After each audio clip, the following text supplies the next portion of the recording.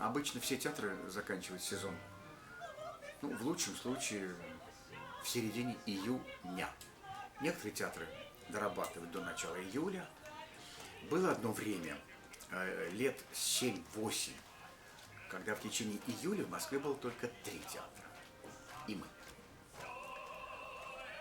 Сейчас некоторые театры вдруг поняли, что это не мертвый сезон, что в Москве остается много москвичей, никуда не уезжающих, что в Москве очень много приезжих летом, и что особенно приезжие вечером, конечно же, пытаются пойти в какой-нибудь московский театр.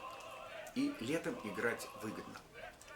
Мы летом постоянно играем, мало того, мы единственный театр в Москве, который всегда в июле выпускает премьеру.